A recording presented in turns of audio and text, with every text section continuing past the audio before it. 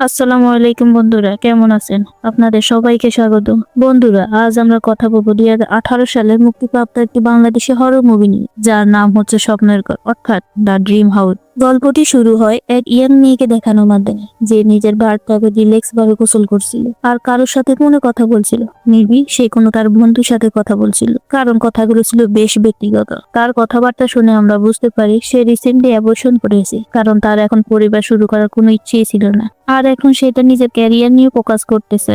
Life যেহেতু তার সিদ্ধান্ত নেওয়ারও অধিকার তার, তাই না? সে যা খুশি করতে পারে। ওই মেয়েটি নিজের ডিসিশন নিয়ে বেশ খুশি মনে হচ্ছিল। অ্যাটলিস্ট তার আওয়াজ শুনে কোনো রিগ্রেট শোনা যাচ্ছিল না। কিন্তু হয়তো কেউ একজন ছিল যার কাছে এই সিদ্ধান্তটি মোটেও পছন্দ হয়নি, আর সেই কারণে তাকে সে শাস্তি দিতে চায়। আর যেই মুহূর্তে তার কল শেষ হয়, হঠাৎ কোথায় থেকে এক হাতে এসে পড়ে, তাকে কানের ভিতরে চেপে ধরে। মেয়েটি প্রাণপণে চেষ্টা করে সেই হাত ছুটানোর জন্য, কিন্তু সেই হাতের গ্রিপ একটু ঢিলা হয় না। ততক্ষণ পর্যন্ত হাতটি তাকে ধরে রাখে যতক্ষণ না সে দম বন্ধ হয়ে মারা যায়। এরপর আমরা দেখি মেয়েটির নিথর শরীর হঠাৎ বাতাসে ভেসে ওঠে। নিজে নিজেই ঘুরতে থাকে সে, আর প্রচন্ড জোরে গিয়ে আশ্রয় পড়ে একটি জানালায়, যার কারণে জানালার কাঁচগুলো চূর্ণ বিচূর্ণ হয়ে যায়। আর সেখান থেকে একটি কাঁচের টুকরো ঝুলেছিল, সেটাই ঠিক এসে পড়ে লাশের গলায়, আর এক ঝটকাতেই তার গলা কেটে যায়। এই সিন দেখে আমরা বুঝে যাই যে এবার যারা এই খুন করেছে তারা এই মেয়েটিকে প্রচন্ড ঘৃণা করত। কিন্তু প্রশ্ন হলো, এটা কি কোনো মানুষ নাকি অন্য কিছু? বন্ধুরা, এই প্রশ্নের উত্তর আমরা তখনই পাই না, বরং পরে আমরা দেখি একটি বিবাহিত দম্পতিকে। সেখানে দেখা যায় মারিয়া ও তার স্বামীকে। তারা একে অপরকে ভীষণ সম্মান করত। তারা খুব সুখী জীবন কাটাচ্ছিল। জীবনে কোনো কিছুরই অভাব ছিল না তাদের, শুধু একটি জিনিস ছাড়া, আর সেটা হলো মারিয়ার স্বপ্নের বাড়ি। মারিয়ার সব সময় ইচ্ছে ছিল একটি খোলামেলা বাতাস চলাচল করে এমন একটি অ্যাপার্টমেন্ট থাকবে তার, কিন্তু সেই সব বাড়ির ভাড়া ছিল খুবই বেশি, যা সীমান্তের পক্ষে বহন করা খুবই কঠিন ছিল। আর এই কারণে তারা শহরের বাইরে একটি আউটস্কার্ট এলাকায় থাকছিল। একদিন হঠাৎ তাদের কাছে এক ব্রোকার ফোন করে একটি বাড়ির ঠিকানা দেয়, যেটা পুরোপুরি মারিয়ার পছন্দ অনুযায়ী ছিল, এবং সীমান্ত সেটির ভাড়াও নিতে পারবেন। তাই তারা ঠিক করে পরের দিন বাড়িটি দেখতে যাবে। কিন্তু সীমান্ত কিছু কাজে ব্যস্ত হয়ে পড়ে, তার কারণে তাদের সেই প্ল্যানটি বাতিল করতে হয়। কিন্তু মারিয়া একাই বাড়ির সামনে দাঁড়িয়ে অপেক্ষা করছিল। ঠিক তখনই তার সাথে ঘটে যায় এক অদ্ভুত ঘটনা। এক ব্যক্তি ইচ্ছে করে তাকে ধাক্কা মেরে পালিয়ে যায়, আর পিছনে পড়ে থাকে একটি পার্স, যেটা ছিল একজন মহিলার। মারিয়া খুব চিৎকার করে তাকে ডাকলেও লোকটি একবারও ফিরে তাকায় না। পার্সের ভিতরে সে দেখতে পায় কিছু আইডি কার্ড আর অনেক গুরুত্বপূর্ণ ব্যক্তিগত কাগজপত্র। তাই মারিয়া সিদ্ধান্ত নেয় পরের দিন নিজেই পার্সটি ফেরত দিবে। ঠিকানাটা আইডি কার্ডে লেখা ছিল। রাতে সীমান্ত বাড়ি ফেরা পর মারিয়া তাকে সবকিছু জানায়। সে এটাও বলে যে ঠিকানাটি সেই এলাকাতে যেখানে তারা আজ বাড়ি দেখতে যাওয়ার কথা ছিল। তাই তারা ঠিক করে পরের দিন তারা একসাথে দুটো কাজই সম্পূর্ণ করবে। পরের দিন সীমান্ত মারিয়াকে নিয়ে ঠিক সেই ঠিকানায় পৌঁছে যায়। তারা জানতে পারে সেখানে থাকে মিস্টার এবং মিসেস ডিসোজা। তারা খুব ধনী ও বিষম অতিথি পরায়ণ। মিসেস ডিসোজা সীমান্তকেও চিনতে পারে। কথাবার্তার মাঝে যখন তারা জানতে পারে যে সীমান্ত ও মারিয়া বাসা খুঁজছে, তখন তারা একটি প্রস্তাব দেয়। তারা জানে এই বিল্ডিং এর আরেকটি ফ্ল্যাটও আছে, যেটা তারা ভাড়া দেন। আপাতত সেই ফ্ল্যাটটি এখন খালি আছে। তাই তারা বলে একবার দেখে নিতে, যদি তাদের পছন্দ হয়ে যায় তারা তাদের কেয়ারটেকারকে পাঠায় তাদের সাথে। ফ্ল্যাটটি দেখে মারিয়া প্রথম দেখাতে সে প্রেমে পড়ে যায়। ঠিক এমন জায়গায় তো সে খুঁজছিল। এটাই যেন তার স্বপ্নের বাড়ি। তারপর কেয়ারটেকার জানায় ফ্ল্যাটে থাকা সব আসবাবপত্র ফ্ল্যাটের সাথে ফ্রি পাওয়া যাবে। এতে সীমান্ত আরো খুশি হয়ে যায়, কারণ অনেক টাকাই তার বাঁচবে। কেয়ারটেকার আরো জানায় এই আসবাবপত্রগুলো আগের ভাড়াটিয়ার ছিল। সে ছিল একজন বৃদ্ধ মহিলা। 1 মাস আগে তিনি দেশ ছেড়ে মেয়ের কাছে চলে গেছেন, আর সব জিনিসপত্র সে এখানে রেখে গেছেন। তিনি আর কখনো ফিরে আসবেন না, আর এই আসবাবপত্র আর চাইবেন না। তাই সীমান্ত আর মারিয়া নির্দ্বিধায় সব ব্যবহার করতে পারে। এতে কারো কোনো সমস্যা নেই। ফ্ল্যাটটি যেহেতু তাদের খুব পছন্দ হয়ে যায়, তাই সীমান্ত আর দেরি করে না। পরের 1 সপ্তাহের মধ্যে সব কাগজপত্রের কাজ শেষ করে সীমান্ত ও মারিয়া সেই বাড়িতেও শিফট করে নেয়। মারিয়াও প্রাণপণে চেষ্টা করতে থাকে ঘরটাকে নিজের স্বপ্নের প্রাসাদের মতো পরিণত করতে। এদিকে ধীরে ধীরে মিস্টার এবং ডিসোজার সাথেও তাদের পরিচয় বাড়তে শুরু করে। এখানেই আমরা একটা বিষয় লক্ষ্য করি, এই দম্পতি একটু অদ্ভুত প্রকৃতি। তারা খুব একটা কারোর সাথে মেশে না, বেশি কথাবার্তাও বলে না। আর সবচেয়ে আশ্চর্যের বিষয় হলো, মিস্টার রবার্ট ডিসোজাকে দেখলে মনে হয় তার স্ত্রীর বাবার বয়সী। তার স্ত্রী এতটাই সুন্দর যে, কিন্তু বয়সের পার্থক্য ভয়ঙ্কর রকমের। শুধু তাই নয়, মিসেস ডিসোজা সীমান্তর সাথে ফ্লার্ট করতেও শুরু করে। এতে সীমান্ত নিজেও ভীষণ অস্বস্তি বোধ করে। সে বলতে থাকে, মারিয়া কতটা লাকি, তোমার মতো ভালোবাসার স্বামী পেয়েছি। ইস, যদি ওর আগে তোমার সাথে আমার দেখা হতো, আরো আরো কত কি। তার আচরণ এতটাই আক্রমণাত্মক হয়ে ওঠে সেই যে সীমান্ত নিজেও সেখানে অস্বস্তি অনুভব করতে থাকে। অন্যদিকে মারিয়া তখন বাড়িটা ঘুরে দেখছিল। তাকে ডাকতে গিয়ে রবার্ট সেখানে আসে এবং আমরা দেখতে পাই দেওয়ালে ঝুলছে অনেক রকমের রহস্যময় পেন্টিং। সবগুলোরই থিম ছিল অন্ধকার, কিন্তু প্রতিটি পেন্টিং এ ছিল ভয়ঙ্কর রকমের সুন্দর। এর মধ্যে একটি পেন্টিং দেখে মারি একেবারে মনোমুগ্ধ হয়ে যায়। ঠিক তখনই রবার্ট সেখানে এসে জানায় এই পেন্টিং গুলো তার বাবার সংগ্রহ, এগুলো ছিল তার জীবনে ভীষণ মূল্যবান। কিন্তু মারিয়া যখন সেই পেন্টিং এর প্রশংসা করে, রবার্ট সেই মুহূর্তে দেরি না করে তাকে ওটা উপহার দিতে চায়। মারিয়া প্রথমে মানা করলো, রবার্ট তার কথা শুনে না। পরের দিন আমরা সীমান্তকে দেখি একটি শুটিং ফ্লোরে। সেখানে তার ডিরেক্টরের সাথে আরেকজন লোক দেখা করতে আসে। সে আর কেউ নেই, সীমান্তের সবচেয়ে বড় প্রতিদ্বন্দ্বী ফেমাস অভিনেতা শোভন খান। সে সবসময় সীমান্তকে ছোট করার চেষ্টা করে, সবসময় এমন ভাবে ভান করে যেন তার এত কাজে বাধ্য হয়ে কিছু রোল ছেড়ে দিতে হয়েছে।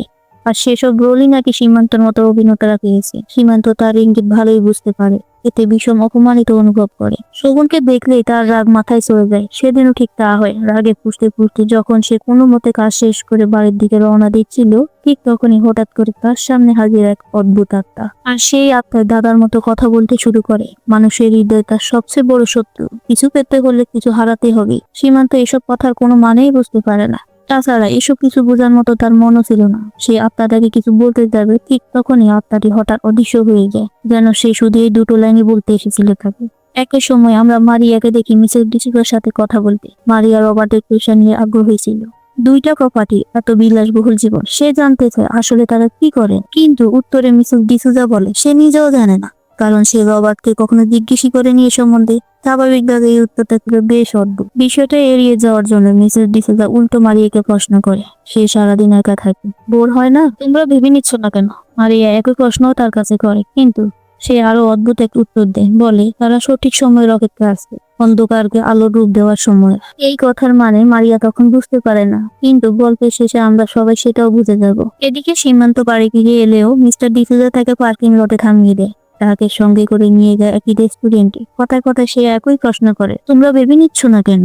পাশাপাশি রবার্ট সীমান্তর কেরিয়ার নিয়ে তার মধ্যে ইনসিকিউরিটি ঢুকিয়ে দেয়। সে বলে তার জানা আছে সীমান্তর এখন কাজ কম, আজকাল শোভন খান ট্রেন্ডে আছে। এখন ইন্ডাস্ট্রিতে মানুষ বেশি দিন কাউকে মনে রাখে না, তাই আরো বেশি তোমাকে চেষ্টা করা দরকার। কথাগুলো সত্যি হলো রবার্ট কেন তার জীবনে এত বেশি আগ্রহী দেখাচ্ছে তার সীমান্ত এখনো বুঝতে পারে না। অন্যদিকে বাড়িতে মারিয়া একাই সীমান্তের জন্য অপেক্ষা করছিল। হঠাৎ সে একটা আওয়াজ শুনতে পায়, যেন কেউ তার দরজা খুলে ভেতরে ঢুকছে। কিন্তু চেক করে দেখে কেউই নেই সেখানে, কোনো দরজাও খোলা না। তাই বিষয়টাকে সে বেশি গুরুত্ব দেয় না। পরের দিন তার বেস্ট ফ্রেন্ড শিলা তার সাথে দেখা করতে আসে। কথায় কথায় শিলা তাকে জানায়, ঠিকই জানে কয়েক মাস আগে এই বিল্ডিংয়ে কোনো এক পথে একটি খুন হয়েছিল। এখান থেকে একটি মেয়ের লাশ উদ্ধার করা হয়েছিল। শিলা আসলে আরো অনেক কিছু বলতে চেয়েছিল, কিন্তু হঠাৎ করে তার ভেতরে এক অদ্ভুত অনুভূতি কাজ করতে শুরু করে। তার শরীর কাঁটা দিতে থাকে, আর বুকের ভিতরে এক ধরনের দম বন্ধ করা অস্বস্তি অনুভব করে সে। তাই আর দেরি না করে স্বামীর অসুস্থতার অজুহাত দেখিয়ে সে সেখান থেকে বেরিয়ে যায়। ভাবতে থাকে পরে কোনো একদিন মারিয়াকে নিজের বাড়িতে ডেকে সব বিস্তারিত কথা বলবে। কিন্তু বেরিয়ে যাওয়ার সময় তার সাথে ঘটে যায় এক অশুভ ঘটনা। হঠাৎ কোথাও থেকে একটি ফটো ফ্রেম এসে সোজা তার কপালে আঘাত করে। সে ব্যথাও পায়, কিন্তু ভয় এতটাই পেয়ে যায় যে মারিয়াকে ফার্স্ট এড দেওয়ার সুযোগ পর্যন্ত না দিয়ে এই অবস্থাতে দ্রুত বেরিয়ে যায় সেখান থেকে। আর মারিয়া বুঝতেই পারে না এই ফটো ফ্রেমটা হঠাৎ কোথায় থেকে এলো। একই সময় আমরা দেখি মিসেস ডিসোজা সাজগোজ করে বেরোবার প্রস্তুতি নিচ্ছিল। সে রবার্টকে বলে তাকে কোথাও ঘুরিয়ে আন। ঘরে বসে বসে তার দম বন্ধ হয়ে আসছিল, কিন্তু রবার্ট সোজা সবটা বলে দেয় সে অকারণে বাইরে বেরোতে পছন্দ করে না। তাই মিসেস ডিসোজা একাই বেরিয়ে পড়ে। এই সিন থেকে আমাদের কাছে দুটো বিষয় একেবারে পরিষ্কার হয়ে যায়। প্রথমত, সেদিন রাতে রবার্ট এমনি এমনি সীমান্তর সাথে দেখা করতে যায়নি, তারা নিশ্চয়ই কোনো উদ্দেশ্য ছিল। দ্বিতীয়ত, নিজের স্ত্রীর ব্যাপারে তার কোনো মাথা ব্যথা নেই। সে কি করে, কার সাথে মিশে, এসব নিয়ে রবার্টের কোনো আগ্রহ নেই। কেন সে আদৌ বিয়ে করেছিল তা বোঝা যায় না। তবে এর মানে এই নয় যে মিসেস ডিসোজা খুব নিষ্পাপ, বরং সে এই স্বাধীনতার পুরো সুযোগ নেয়। সোজা সীমান্তর সাথে দেখা করতে চলে যায়। আগের মতোই নিজের নাচ, রক্ষা আর আচরণ দিয়ে তাকে প্রলুব্ধ করার চেষ্টা করে, কিন্তু সীমান্ত এবারও তার ফাঁদে পা দেয় না। কাজের অজুহাত দেখিয়ে তাকে এড়িয়ে যায়। অন্যদিকে শিলার সাথে ঘটে যায় এক ভয়ঙ্কর দুর্ঘটনা। সে যখন বাড়ি ফিরে দেখে তার স্বামী হাসান বিছানায় ঘুমাচ্ছে, তার মনে হয় নিশ্চয় তার শরীরটা আরো খারাপ হয়ে যায়, কারণ সকালে অফিসে যাওয়ার সময় হাসানের জ্বর ছিল। তাই সে তাকে বলে তাড়াতাড়ি খেয়ে ওষুধ খেয়ে নিতে। ঠিক তখনই তার ফোনে আসে হাসানের কল। সে জানায় সে এখনো অফিসে আছে এবং বাড়ি ফিরতে তার দেরি হবে। এই কথা শুনে শিলার অবস্থা একেবারে খারাপ হয়ে যায়। আর তখনই আমরা দেখি চাদরের নিচে শুয়ে আছে সে হাসান নয়, এমনকি সে কোনো মানুষ বলেও মনে হয় না। এরপর কি ঘটে তা আমাদেরকে সরাসরি দেখানো হয় না, কিন্তু কিছুক্ষণ পর সীমান্তের কাছে একটি ফোন কল আসে। কলটি ছিল মারিয়া। সে জানায় শিলাকে কে খুন করেছে তাদেরকে এখনই শিলার বাড়িতে যেতে হবে। সেখানে পৌঁছানোর পর পুলিশ তাদের একটি ভয়ঙ্কর তথ্য জানায়। শিলার সন্দেহ একদম ঠিক ছিল। মারিয়া এখন যে পেটে থাকে সেই পেটে আগে ওই মেয়েটিকে খুন করা হয়েছিল। বন্ধুরা, এখানে আমরা বুঝতে পারি এই সিনেমার শুরুতে যে ভৌতিক ঘটনা আমরা দেখেছিলাম সেটা ছিল সেই মেয়েটির খুনের দৃশ্য। কিন্তু তাহলে প্রশ্ন হলো, মিস্টার এবং মিসেস ডিসুজা কেন সেই মিথ্যে কথা বলেছিল যে তাদের শেষ ভাড়াতে ছিল একজন বৃদ্ধ মহিলা? পরের দিনই সিদ্ধান্ত ও মারিয়া ডিসুজাদের বাড়িতে যাও তাদের মুখোমুখি হওয়ার জন্য। কিন্তু রবার্ট খুব শান্তভাবে বলে সে বিবেচিন্তে এই কথাটা লুকিয়েছিল, কারণ মারিয়া সারাদিন ঘরে একা থাকে। সে তাকে অযথা ভয় দেখাতে চায়নি। আর তাছাড়া তারা তো এতদিন ধরে এই ফ্ল্যাটেই আছে, কখনো কি কোনো সমস্যা হয়েছে? সীমান্তের কাছে এই যুক্তি খুব একটা ভুল মনে হয়নি, তাই সে আর কিছু বলে না। কিন্তু সত্যি কি ওই ফ্ল্যাটে কিছুই ছিল না?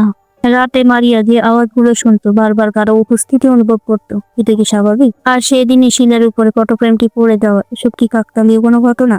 না, ওই ফ্ল্যাটে নিশ্চয়ই কিছু একটা ছিল, এমন কিছু যা মারিয়ার চারপাশে ধীরে ধীরে নিজের জাল বিছিয়ে ফেলছিল। কিন্তু তারা সেটা চোখে দেখতে না পায় কখনো ভয় পায়নি। কিন্তু সেই সন্ধ্যায় যখন মারিয়া শিলার আত্মার শান্তির জন্য প্রার্থনা করছিল, তখনই আমরা প্রথমবার সেই কালো ছায়াটাকে সরাসরি দেখতে পাই। এক ঝটকায় সে ঘরের সব মোমবাতি দিয়ে দেয়। সে রাতেই দেখে মারিয়া এক ভয়ঙ্কর স্বপ্নে সে শিলাকে দেখতে পায়, যার মাথা থেকে চোখের সামনে শরীরটি আলাদা হয়ে যায়। দৃশ্যটি ছিল ভীষণ ভয়ঙ্কর। স্বাভাবিকভাবেই মারিয়া ঘুম থেকে ভেঙে যায়, আর জেগে উঠেও সে ভয় পেয়ে কাঁপতে থাকে। সৌভাগ্যবশত সীমান্ত তখন তার পাশেই ছিল, সে মারিয়াকে সামলে নেয়। কিন্তু সীমান্ত নিজেই সেই সমস্যাগুলোর মধ্যে দিয়ে যাচ্ছিল। সেগুলো কি হবে? সে নিজে তো নিজের দুশ্চিন্তায় ডুবেছিল। অনেকদিন ধরে সে কোনো নতুন প্রজেক্ট পাচ্ছিল না। প্রডিউসার ও ডিরেক্টররা ফোন করতে করতে সে ক্লান্ত হয়ে পড়েছিল। এভাবে চলতে থাকলে তার ক্যারিয়ার তো শেষই হয়ে যাবে। সে মারিয়াকে কোনো টেনশন দিতে চাইতো না, তাই নিজের দুশ্চিন্তা তার সাথে শেয়ারও করতো না। কিন্তু ভেতরে ভেতরে সে আরো বেশি অস্থির হয়ে উঠছিল। তার উপর আবার শোভন খান তো ছিলই তার মানসিকভাবে চাপে রাখার জন্য। পরিস্থিতি এমন হয়ে গিয়েছিল যে রিপোর্টারও তাকে গুরুত্ব দিচ্ছিল না। একজন পাবলিক ফিগারের জন্য এর চেয়ে খারাপ কি হতে পারে? ঠিক তখনই সীমান্ত যখন এই হতাশার সাথে লড়াই করছিল, তখনই সে আবারও দেখতে পায় সেই রহস্যময় মানুষটিকে। সে আবারও ধাঁধার মতো কথা বলতে শুরু করে। এবার মাত্র দুটি লাইন বলে, মানুষের রাগ ওইটাকে ধ্বংস করতে পারে, আর যা দেখা যায়, যা শোনা যায়, সবসময় সেটা তো সত্য হয় না। কথাগুলো বলে সে আবার আগের মতো হাওয়া হয়ে যায়। এরপর সীমান্ত পৌঁছে যায় রবার্টের সাথে ঘিনকুটে এক রেস্টুরেন্টে, নিজের জমে থাকা হতাশা ধীরে ধীরে ফেলতে। সেখানে রবার্টকে বেশি কিছু বলতে হয় না। মদের নেশা ডুবে গিয়ে সীমান্ত তার জীবনের সব সমস্যার কথা এক এক করে বলে কিভাবে শোভন খান ডিরেক্টরকে তেল মেরে তার কাজ কেড়ে নিচ্ছে, সবকিছু সে উগড়ে দেয়। ঠিক তখন রবার্ট হঠাৎ করে বলে ওঠে সে চাইলে সীমান্ত সাহায্য করতে পারে, কিন্তু কিভাবে সেটা সে পরিষ্কার করে বলে না, বরং অদ্ভুতভাবে হেসে ওঠে। সে বলে সীমান্তর কাজ সব ঠিক হয়ে যাবে, তার সব সমস্যার সমাধান হবে, কিন্তু তার বিনিময়ে সীমান্তকে একটা বড় ত্যাগ করতে হবে। প্রশ্ন হলো, এই চুক্তি কি সীমান্তর কাছে গ্রহণযোগ্য ছিল? সীমান্ত তখন ভাবার মতো অবস্থাতেই ছিল না। সে যে কোনো মূল্যে শোভন খানকে হারাতে চেয়েছিল। তাই এক মুহূর্ত দেরি না করে সে রাজি হয়ে যায়, আর সেখানে গভীর রাত পর্যন্ত মদ্যপান করতে থাকে। সে ভুলিয়ে যায় মারিয়াকে দেওয়া সেই প্রতিশ্রুতির কথা, সে যে তাড়াতাড়ি বাড়ি ফিরবে। আর তার অনুপস্থিতিতে ঘটে যায় এক ভয়ঙ্কর ঘটনা। রবার্ট মারিয়াকে যে পেন্টিংটি উপহার দিয়েছিল সেখান থেকে বের হতে থাকে এক কালো ধোঁয়া, আর সেই ধোঁয়া ধীরে ধীরে এক মানুষের রূপ নেয়, আর অবিকল সীমান্তর মতোই দেখ। এরপর সে আত্মা মারিয়ার সাথে ঘনিষ্ঠ সম্পর্ক স্থাপন করে। মারিয়া মনে কোনো সন্দেহ জাগে না, তাই সে কোনো প্রতিরোধও করে না। কিছুক্ষণ পর আরো এক অদ্ভুত ঘটনা ঘটে। আমরা দেখি শোভন খান শুটিং শেষে ভীষণ ক্লান্ত হয়ে বাড়ি ফিরছে। আরাম পাওয়ার জন্য একটু ড্রিঙ্ক করে। হঠাৎ করে তার শরীর খারাপ হতে শুরু করে। সে বাথরুমে যায়, কিন্তু সেখানে কেউ তাকে খুন করে। কিভাবে খুন করা হয় তা আমাদেরকে দেখানো হয় না, কিন্তু আমরা দেখি হঠাৎ তীব্র যন্ত্রণায় সে চিৎকার করতে শুরু করে। মুখভঙ্গি বিকৃত হয়ে যায়, সে যেন ভয়ানক কষ্ট পাচ্ছে। আর ঠিক সেইভাবেই তার মৃত্যু হয়। এরপর আমরা দেখি এক ভয়ঙ্কর দৃশ্য। কোমরের ভেতর থেকে একটি হাত বেরিয়ে আসে, ঠিক সেই হাতটা যেটা আমরা সিনেমার প্রথম দৃশ্যে দেখেছি ওই মেয়েটিকে খুন করার জন্য। এসবের কিছু না জানি নেশাগ্রস্ত অবস্থায় সীমান্ত বাড়ি ফেরার পথে আরেক কাণ্ড করে বসে। সে শোভন খানের বাড়ির সামনে গিয়ে এক ভয়ঙ্কর সিন তৈরি করে, চিৎকার করে গালাগালি দেয়, উল্টাপাল্টা কথা বলে, এমনকি দরজাও ধাক্কা মারে। আর এই সব কিছুই সিসিটিভি ক্যামেরায় রেকর্ড করা হয়। কিন্তু সীমান্ত তখন এই এতটাই নেশাগ্রস্ত ছিল যে সে কিছুই টের পায়নি। রাত ঠান্ডা হলে সে নিজের বাড়িতে ফিরে গিয়ে ঘুমিয়ে পড়ে। মারিয়াও কিছু বুঝতে পারে না, আর সীমান্তরও কোনো সন্দেহ জাগে না যে তার অনুভূতিতে এত বড় ঘটনা ঘটে গেছে। বরং সে মনে মনে ভীষণ খুশি, আর কমপক্ষে কয়েকদিন তো শোভন খানের অপমান সহ্য করতে হবে না। কিন্তু পরের কয়েকদিনের মধ্যে তাদের জীবন পুরো 180 ডিগ্রি ঘুরে যায়। সবকিছু দ্রুত বদলাতে শুরু করে। শোভন খানের মৃত্যুর পর সব প্রডিউসাররা সীমান্তকে চাইতে শুরু করে। একের পর এক কাজ আসতে থাকে তার কাছে। একসাথে 4টা ফিল্ম পর্যন্ত সে সাইন করে ফেলে। একই সময় আমরা দেখি মিস্টার ডিসুজা কিছু জিনিস নিয়ে একটি লিস্ট তৈরি করছে। সেই তালিকাটা দেয় কেয়ারটেকারকে জিনিসগুলো আনতে। তালিকায় কি ছিল তা আমাদেরকে দেখানো হয়নি, কিন্তু সেটা দেখে কেয়ারটেকার চোখ বড় হয়ে যায়, যেন সে নিষিদ্ধ কিছু দেখে করেছে। রবার্টকে তখন ভীষণ খুশি মনে হচ্ছিল। দেখে মনে হচ্ছিল তার কোনো অসম্পূর্ণ কাজ এবার পূর্ণ হতে চলেছে। কিন্তু এসবের কোনো কিছুই সে তার স্ত্রীর সাথে শেয়ার করে না। এদিকে একদিন হঠাৎ করে মারিয়ার প্রচন্ড বমিভাব শুরু হয়, মাথা ঘুরতে থাকে। পরীক্ষা করে সে জানতে পারে সে গর্ভবতী। খবরটা সীমান্তের জন্য বিষম আনন্দে ছিল। তাদের জীবনেও সবকিছু ভালো চলছিল, কিন্তু হঠাৎ করে একদিন মারিয়া অজ্ঞান হয়ে পড়ে। সীমান্ত তাকে দ্রুত ডাক্তারের কাছে নিয়ে যায়। জ্ঞান ফেরার পর মারিয়া দেখে সীমান্তর সাথে মিস্টার এবং মিসেস ডিসুজাও সেখানে এসেছেন। তারা খুব উত্তেজিতভাবে সীমান্তকে কিছু বোঝাচ্ছিল। বাড়ি ফিরে সীমান্ত মারিয়াকে জানায় সে নাকি খোঁজ নিয়েছে এই মুহূর্তে ডাক্তার মুস্তাফিজ সবচেয়ে নামকরা গাইনোলজিস্ট, আর সে চায় তাদের এই বাচ্চাটা এই ডাক্তারের হাতেই হোক। মারিয়া এতে সরাসরি না করে না, কিন্তু সে পরিষ্কার বুঝতে পারে এই আইডিটা নিশ্চয়ই রবার্ট দিয়েছে। কিন্তু কেন? তাদের সন্তানের ব্যাপারে রবার্টের এত আগ্রহ কেন? এসব ভাবতে ভাবতেই মারিয়া অসুস্থ অনুভব করতে শুরু করে। পরের দিন সীমান্ত ও মারিয়া চেকআপের জন্য ডাক্তার মুস্তাফিজের কাছে যায়। মিস্টার এবং মিসেস ডিসুজাও তাদের সাথে যায়। ডাক্তার দিয়ে ওষুধ আর দুধ খাওয়ার পরামর্শ দেন। তার প্রেসক্রিপশন মিসেস ডিসুজা নিজের কাছে রেখে দেয়। বেরোনোর সময় রবার্ট ডাক্তারের দিকে তাকিয়ে একটা ইশারা করে, যেন তাদের মধ্যে অন্য কোনো কিছু আছে। কিন্তু এর সাথে সীমান্ত ও মারিয়ার কি সম্পর্ক? সেদিন সন্ধ্যায় রবার্টকে দেখা যায় খুব যত্ন করে মারিয়ার জন্য জুস বানাতে, কিন্তু সে যে উপকরণগুলো মেশাচ্ছে সেগুলো মোটেও স্বাভাবিক ছিল না। এই জিনিসগুলো আনতে সে আগের দিন কেয়ারটেকারকে পাঠিয়েছিল, অর্থাৎ সে আগে থেকেই জানতো ডাক্তার ঠিক এই ওষুধটা তাকে সাজেস্ট করবে। তাহলে এটা কি ডাক্তারের পরামর্শ নাকি রবার্টের পরিকল্পনা? এইসবের কিছু না জেনেই মারিয়া জুসের গন্ধে বমি করতে শুরু করে। দেখতে খারাপ, গন্ধ আরো খারাপ, আর স্বাদও ছিল ভয়ঙ্কর জঘন্য। জীবনে এমন জিনিস মারিয়া আগে কখনো দেখেনি, তাই সে সেটা খেতে চায় না। কিন্তু মিসেস ডিসুজা বাচ্চার কথা বলে তাকে বাধ্য করে। প্রতিদিন এমনটাই হতে থাকে। দেখতে দেখতে 4 মাস কেটে যায়। মারিয়া বুঝতেই পারে না এই গর্ভাবস্থা মোটেও সহজ নয়। শারীরিক ও মানসিকভাবে সে এক ভয়ঙ্কর চ্যালেঞ্জের মধ্যে দিয়ে যাচ্ছিল। সবসময় তার শরীর ভারী লাগতো, পেটে তীব্র ব্যথা করতো। একদিনের জন্য সে শান্তিতে শ্বাস নিতে পারত না। তার উপর সীমান্ত সারাদিন শুটিং নিয়ে ব্যস্ত থাকতো। একাকিত্বে মারিয়া ডিপ্রেশন আরো বেড়ে যায়। এমন একদিন হঠাৎ একটি খবর তার চোখে পড়ে। খবরে বলা হয় পুলিশ শোভন খানের লাশ পেয়েছে তার বাড়ির পেছনে একটি সার্ভিস কোয়ার্টার থেকে। জায়গাটা সাধারণত বন্ধই থাকে, সেখানে কেউ যায় না। কিন্তু সম্প্রতি পরিষ্কার করার জন্য যখন জায়গাটা খোলা হয়, তখনই তার লাশটা পাওয়া যায়। পুলিশের ধারণা কেউ শোভন খানকে খুন করে লাশটা সেখানে লুকিয়ে রেখেছে। তদন্ত চলছে, খুব শীঘ্রই খুনিকে ধরা হবে। সাধারণ মানুষ খবর থেকে এতটুকুই জানতে পারে, কিন্তু সীমান্ত এই খবর শুনে বুঝে যায় এইটা কার কাজ হতে পারে। সেই রাতে সে রবার্টকে মুখোমুখি করে, আর তখনই তার সামনে উন্মোচিত হয় এক ভয়ঙ্কর সত্য। সীমান্ত তখন জানতে পারে রবার্ট ডিসুজা আসলে একজন শয়তানের উপশাসক। সে একজন অন্ধকার জগতের কালো জাদুঘর। কার অসাবধানতার কারণে সীমান্ত অজান্তেই একটি ইভিল স্পিরিটের সাথে ডিল করে ফেলেছে। সেই রাতে মদের নেশা সে রবার্টকে বলেছিল শোভনই তার সব সমস্যার মূল। তাকে সরাতে যে কোনো কিছু কোরবানি দিতে রাজি। এটাই ছিল সেই ডিল। শয়তান তার ডাক শুনেছিল, আর সীমান্তের সমস্যার মূল শোভন খানকে চিরতরে তার পথ থেকে সরিয়ে দিয়েছিল। কিন্তু বদলে এবার শয়তানও তার মূল্য চাইছে। সীমান্তকে কোরবানি দিতে হবে তার জীবনের সবচেয়ে প্রিয় জিনিস, তার স্ত্রী এবং তার সন্তান। ঠিক এই মুহূর্তে সীমান্ত জানতে পারে মারিয়ার গর্ভের সন্তান আসলে তার নিজের নয়। এই সন্তান ওই ইভিল স্পিরিটের। সেই শুধু মারিয়ার সাথে শারীরিক সম্পর্কই করেনি, বরং মারিয়ার শরীর ব্যবহার করে এই পৃথিবীতে আবারও জন্ম নেওয়ার প্রস্তুতি নিচ্ছে। এমন ভয়ঙ্কর সত্য শুনে কেউ কিভাবে নিজেকে সামলাতে পারে? সীমান্ত তখন রাগে উন্মাদ হয়ে যায় আর রবার্টের উপর ঝাঁপিয়ে পড়ে। সে তার গলা চেপে ধরতে চায়, কিন্তু তাকে ছুঁইতেই পারে না। তার আগেই ইভিল স্পিরিট এসে সীমান্তকে থামিয়ে দেয়। তখনই সীমান্ত বুঝে যায় এই ডিলটি সে নিজে অ্যাকসেপ্ট করেছিল, তাই সে আর পিছিয়ে আসতে পারবে না। কারণ ডিল থেকে বেরোনোর একটাই মানে মৃত্যু। কিন্তু সব জেনে গিয়েও এই ভয়ঙ্কর সত্য সে মেনে নিতে পারে না। সে এতটাই ফ্রাস্ট্রেট হয়ে পড়ে সে বাড়ি ফিরে মারিয়ার পেটে ছুরি মারার চেষ্টা করে, কিন্তু এর ফল আরো ভয়ঙ্কর। সেই রাতে ঘুমের মধ্যে হঠাৎ তৃষ্ণায় তার ঘুম ভেঙে যায়। সে দেখে মারিয়া বিছানার উপর এক অদ্ভুত ভঙ্গিতে বসে আছে। সীমান্ত পানি চাইলে মারিয়া নাড়াচড়া পর্যন্ত করে, শুধু তার হাতটা সামনে বাড়িয়ে দেয়। সেই হাতটা অস্বাভাবিকভাবে লম্বা হয়ে কিচেন পর্যন্ত পৌঁছিয়ে দেয়। সেখান থেকে পানি এনে সীমান্তার হাতে দেয়। এটা কোনো স্বাভাবিক দৃশ্য ছিল না। কোনো সাধারণ মানুষ এভাবে কিছু করতে পারে না। এই দৃশ্য দেখে সীমান্তার কথা বন্ধ হয়ে যায়। ভয়েতে তার হৃদস্পন্দন অস্বাভাবিকভাবে ভেঙে যায়। সে দৌড়ে গিয়ে লাইট অন করে আশ্চর্য মনে করে আলোর জ্বলতে সবকিছু স্বাভাবিক দেখায়। মারিয়া তখন গভীর ঘুমে গেল, কিন্তু আবার লাইট বন্ধ করতে সে দেখো একটি অন্ধকার অভয় ঠিক আগের জায়গাতেই বসে আছে। সীমান্ত তখন বুঝতেই পারে না এটা কি স্বপ্ন নাকি বাস্তব। নিশ্চিত হওয়ার জন্য সে বারবার লাইট অন অফ করতে থাকে। আর এক পর্যায়ে সেই অন্ধকার ছায়া তার একেবারে সামনে এসে দাঁড়ায়। সেই সীমান্তকে সরাসরি হুমকি দেয় মারিয়া থেকে দূরে থাকতে।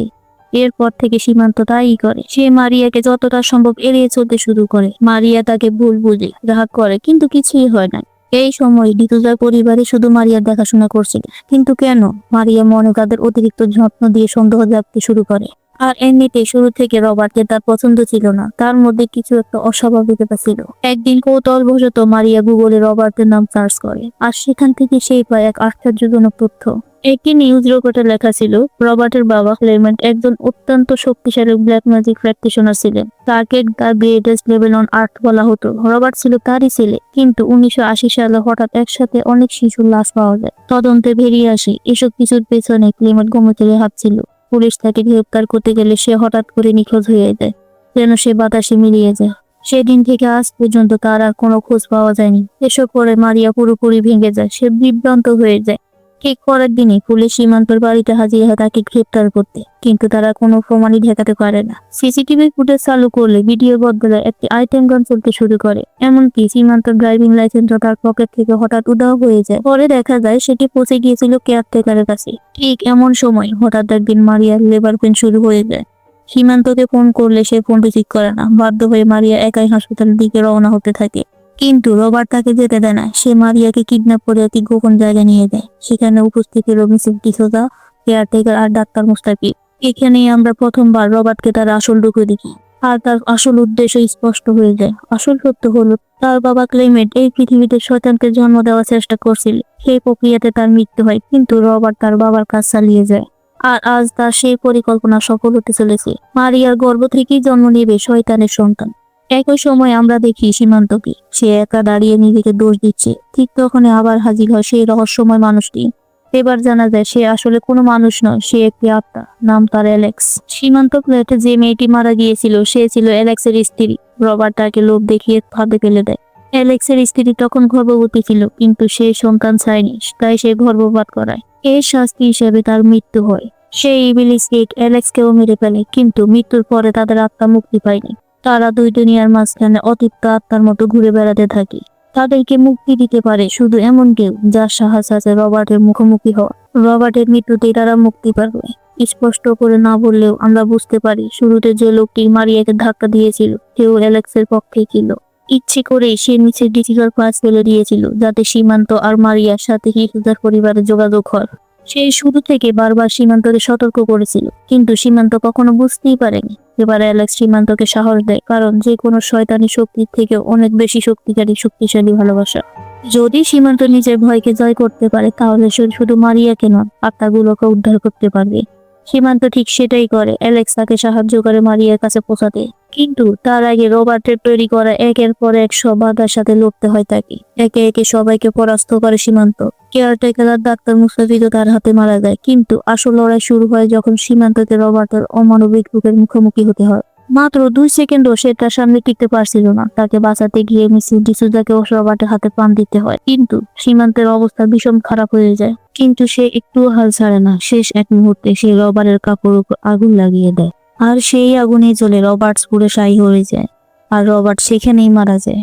এদিকে মারিয়া তখন সেই সন্তানটিকে জন্ম দেয়। তারা জানতো এই সন্তানটি শয়তানের, তারা এই মাসুম বাচ্চাটিকে মারতে চায় না। কিছুদিন পরে শহর থেকে দূরে একটি জঙ্গলের ভিতরে সে বাচ্চাটিকে রেখে আসে, এই আশা হয়তোবা এরপর থেকে তাদের জীবন মুক্তি হয়ে যাবে। কিন্তু এটা হয় না। ফেরার পথে তাদের গাড়ির পেছনের সিট থেকে বাচ্চার কান্নার আওয়াজ শুনতে পাওয়া যায়, আর যখনই তারা পিছে তাকাতে যায় সামনে থেকে একটি ট্রাক এসে তাদেরকে ধাক্কা দেয়, আর সেইখানেই তাদের দুজনে স্পট ডেট হয়ে যায়।